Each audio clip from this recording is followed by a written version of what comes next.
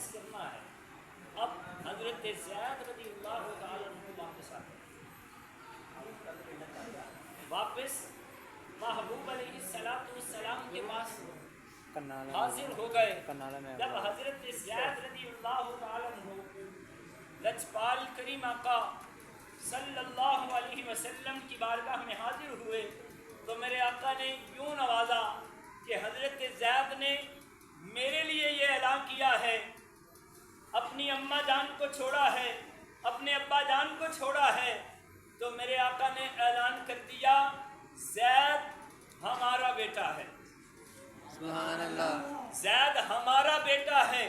جنہوں نے اپنی اماں جان اپنے ابا جان کو محبوب کی محبت میں قربان کیا تو لجپال کریم آقا صلی اللہ علیہ وسلم نے اعلان کر دیا کہ یہ زید ہمارا ہے، یہ زید ہمارا بیٹا ہے.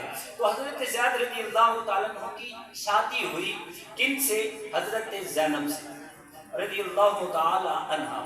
حضرت زینب سے شادی ہوئی، سلسلہ چلا، پھر طلاق دے دی، پھر ان سے لجپال کریم آقا صلی اللہ علیہ وسلم نے شادی کر لی. اب ایک بات چل نکلی، لو جی اپنے بیٹے کی بیوی سے شادی کرنا ہمیں منع کرتے ہیں، خود اپنے بیٹے کی بیوی سے شادی کر لی. تو اس کا جواب میرے مصطفیٰ نے نہیں دیا، بلکہ میرے مصطفیٰ کے خدا نے جواب دیا. جب بات یہ نکلی کہ لو جی منہ بولا بیٹا ہے اس کی بیوی سے شادی کر لی تو ہمیں منع کرتے ہیں اپنے بیٹے کی بیوی سے شادی نہ کرو، اور خود کر لی.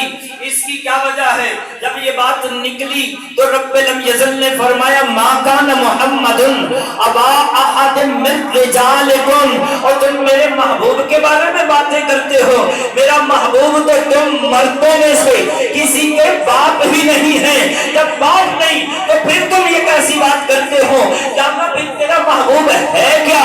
فرمایا ولیکن رسول اللہ، میرا محبوب تو میرا رسول ہے. سبحان اللہ. یا اللہ رسول کون سا ہے؟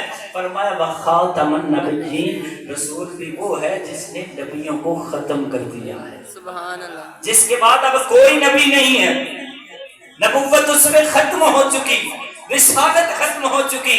اب نبوت کا دروازہ بند ہے، رسالت کا دروازہ بند ہے، کیونکہ میرے محبوب آ چکے، محبوب کی آمد ہو چکی. اب کوئی نبی نہیں، کوئی رسول نہیں، ہاں میرا محبوب ہی سب سے آخری نبی ہے، سبحان اللہ. سب سے آخری رسول ہے. تو فرمایا وخاتم النبیین، میرا محبوب سب سے آخری نبی ہے. تو یہاں پہ ایک تو فرمایا تم مردوں میں سے کسی کے باپ نہیں، دوسرا فرما دیا وہ اللہ کے رسول ہیں، تیسرا فرما دیا وہ نبیوں کے خاتم ہیں. تو جو محبوب کو اللہ کا رسول نہ مانے وہ قرآن کی نص کا انکار کرتا ہے، جو نص کا انکار کرے وہ دائرہ اسلام سے خارج ہے.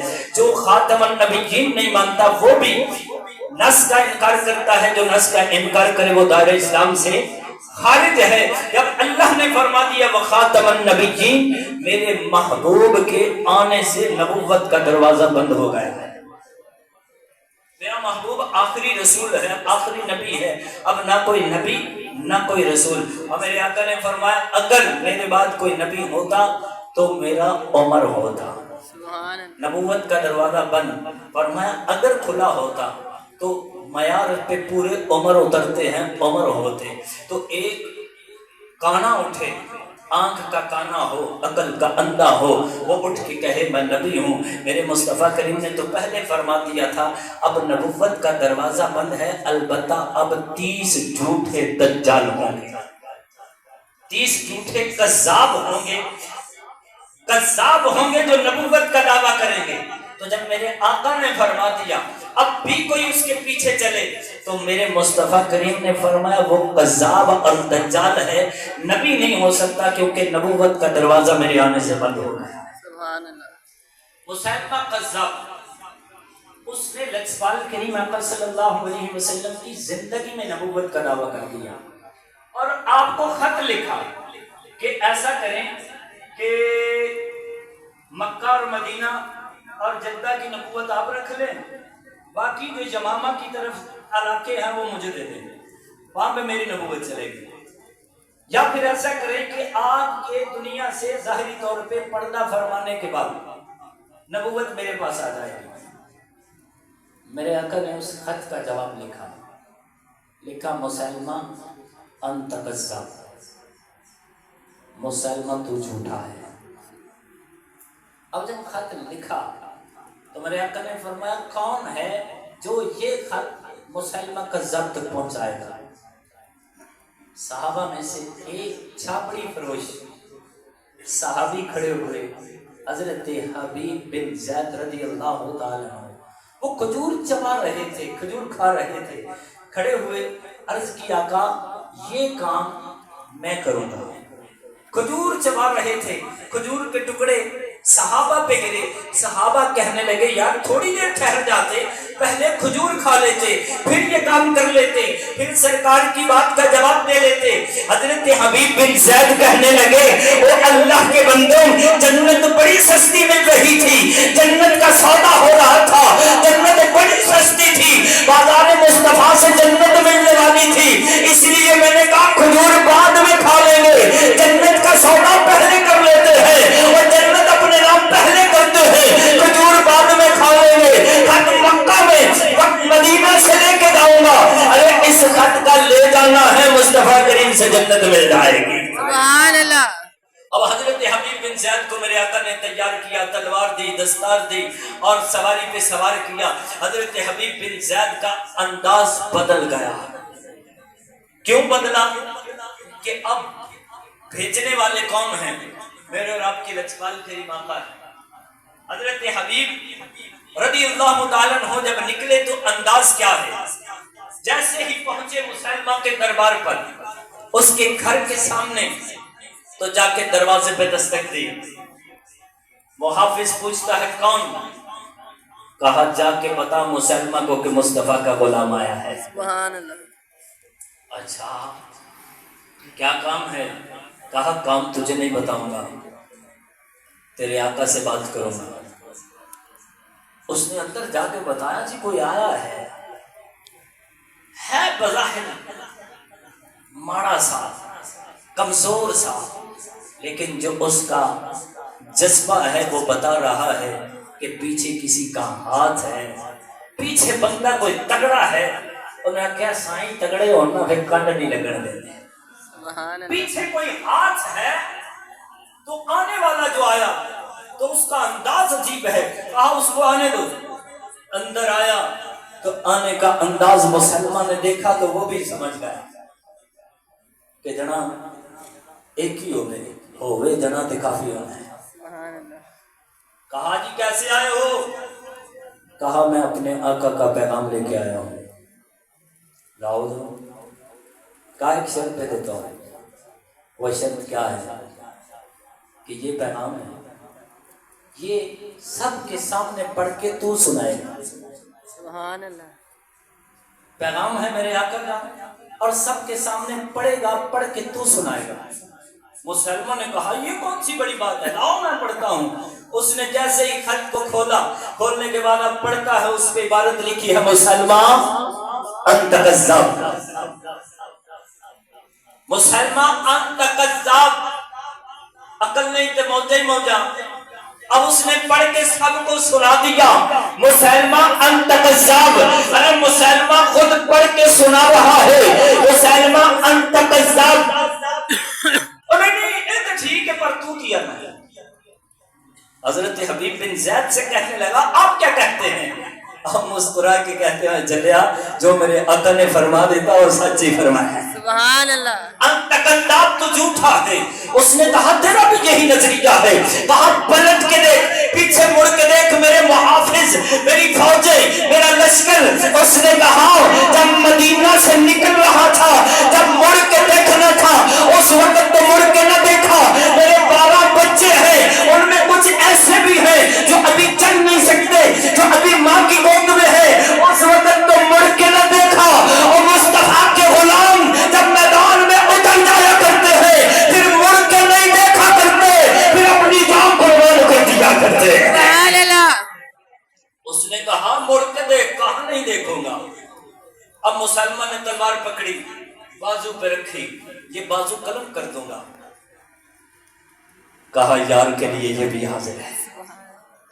اب ایک بازو قلم ہوا، دوسرے پہ تلوار رکھی.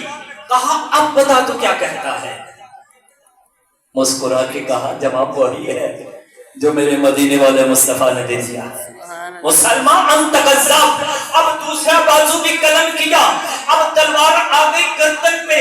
کہا گردن تن سے جدا ہو جائے گی، ارے اب تیری موت واقع ہو جائے گی، اب شہادت مقدر کر دی جائے گی. اب بتا تو کیا کہتا ہے. حبیب بن زید پھر مسکرائے، مسکرا کے کہنے لگے اے عقل کے اندھے، جب تو نے بازو اتارا فیصلہ وہی جو مدینے میں میرے مصطفیٰ نے کر دیا. جب تو نے دوسرا بازو اتارا فیصلہ وہی جو مدینہ میں میرے مصطفیٰ نے کر دیا. اب تو گردن پہ رکھ کے موت سے ڈراتا ہے، وہ ڈرا نہیں سکتا. رات کو جب بستر پہ لیٹتے ہیں، لیٹنے سے پہلے ہاتھ اٹھا دیتے ہیں یا اللہ موت تو آنی ہے پر بستر پہ نہ آئے. جب بھی موت آئے یا خدا کے لیے آئے یا مصطفیٰ کے لیے آیا. سبحان اللہ. موت نے تو آنا ہی ہے. موت مزہ تب ہے یا خدا کے لیے آئے یا مصطفیٰ کے لیے آتا ہے.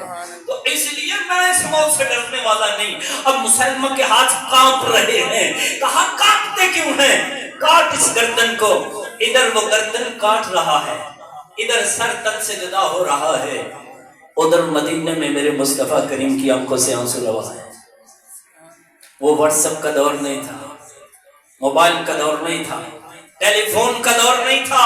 ارے میرے مصطفیٰ کریم مدینہ میں جلوہ فرما ہے. زمامہ میں مسلمان قذاب حضرت حبیب بن زید کا سر تن سے جدا کر رہا ہے.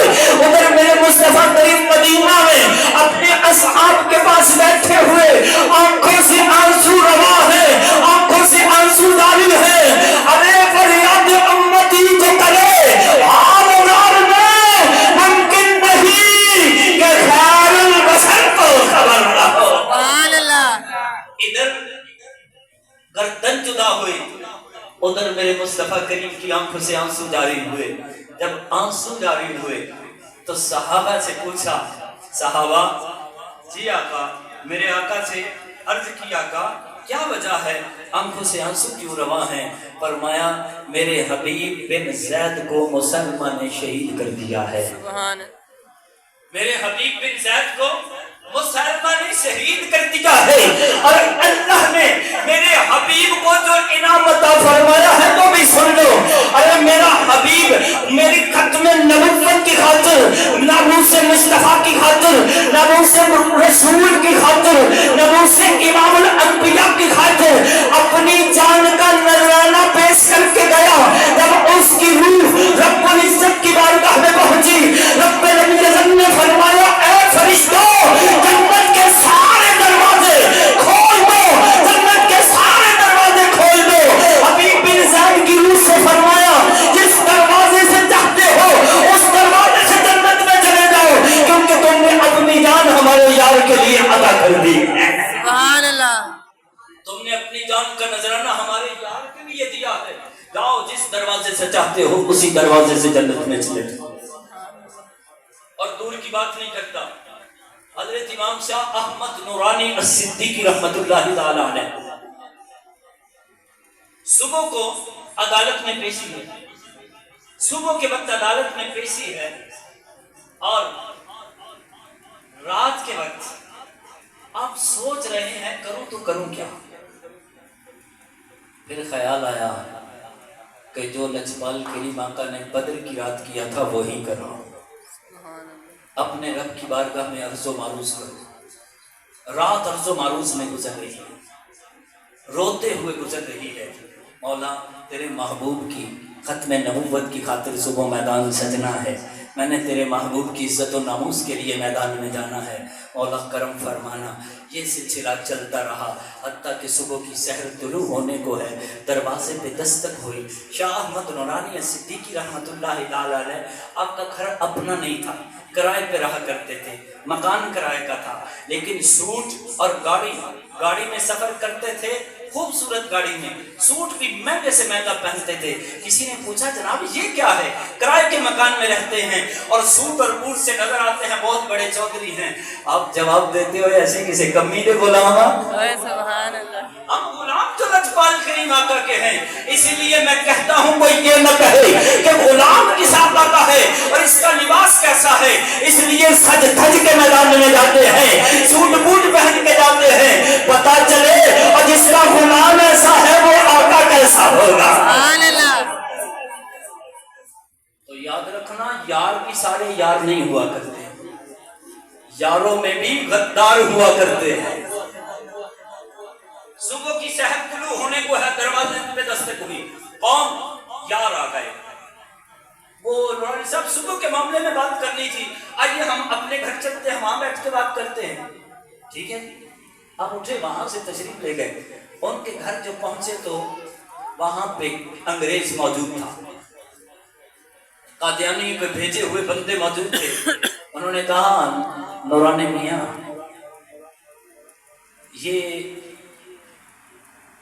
لے لو بیانہ.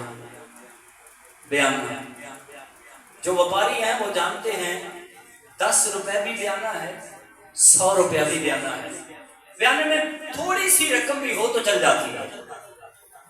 تو انہوں نے بیگ سامنے رکھ دیا، بیگ سامنے رکھا، کہا نورانی میاں یہ بیانہ ہے، باقی بعد میں کریں گے، سنا ہے مکان بھی کرائے کا ہے.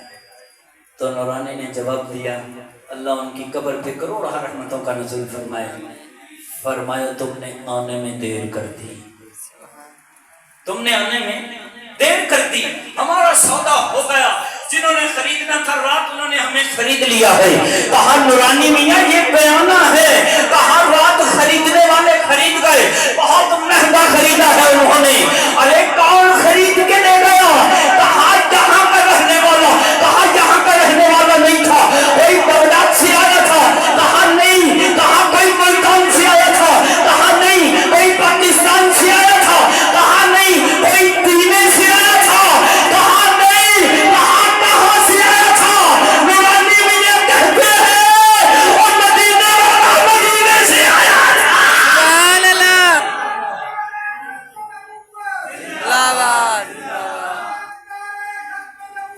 زندہ باد زندہ باد.